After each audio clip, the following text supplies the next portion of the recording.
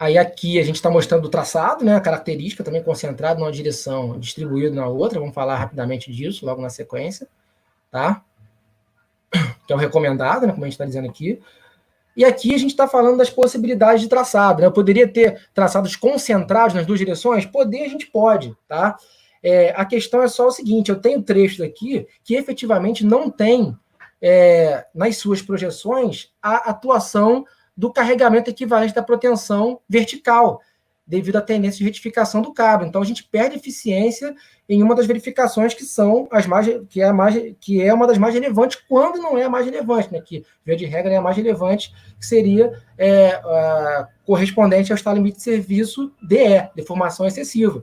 Então a gente perde eficiência da protensão referente à deformação excessiva, referente à deformação, ao estado de deformação que a protensão impõe na estrutura, que normalmente é favorável, normalmente é um estado de deformação contrário àquele que é imposto pelas ações gravitacionais.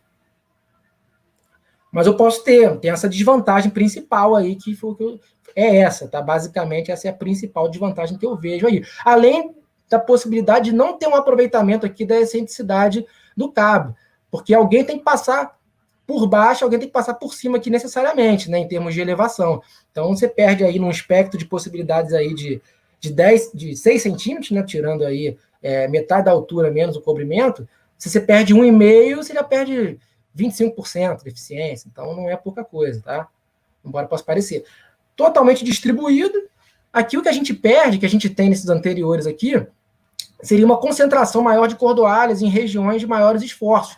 No caso, especialmente junto aos pilares, a gente tem uma concentração maior para combater os esforços, para ser contrário aos esforços das cargas gravitacionais. Então, a gente perde um pouco essa correspondência, tá?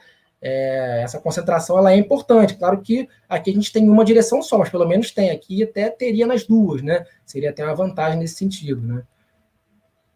Mas, enfim, além disso, a gente perde um pouco do sentimento de como vai funcionar a estrutura, né? Claro que a gente tem hoje ferramentas que possibilitam perfeitamente que a gente tenha uma análise estrutural com obtenção de deformações, esforços, caminhamento de carga perfeitos, com qualquer configuração de traçado. Mas a gente perde o sentimento, a gente fica muito na mão do programa para entender efetivamente como que a estrutura vai ter principalmente o caminhamento de carga, né? Da onde para onde, até chegar nos pilares, né?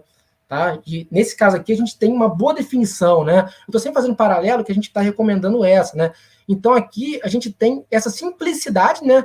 Basicamente, que a gente tem, considerando que as projeções concentradas de cabos são pseudo-vigas, tá? A gente tem essa vantagem muito grande de ter um sistema estrutural conceitualmente muito simples. Claro que numa análise bidimensional, em elementos finitos ou grelha, a gente tem um funcionamento sempre bidimensional, tá? Bidirecional sempre. Mas aqui a gente tem uma tendência, com essa protensão aqui nessa projeção concentrada dos cabos, de que essas projeções funcionem como se fossem vigas, ou seja, pseudo-vigas, que apoiam as lajes. No caso aqui, essas lajes elas seriam pseudo-unidirecionais, certo? Estou falando conceitualmente. Quanto mais a gente protender aqui essas faixas concentradas em termos de intensidade, mais você vai tender a isso.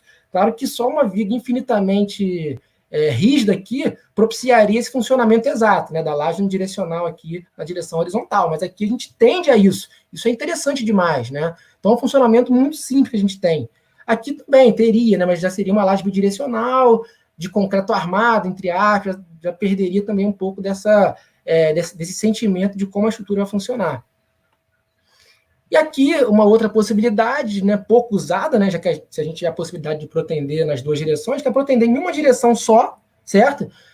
E na outra direção, efetivamente, seria uma laje também, dependendo da intensidade dessa protensão aqui, pseudo-unidirecional, só que tratada como concreto armado, tá?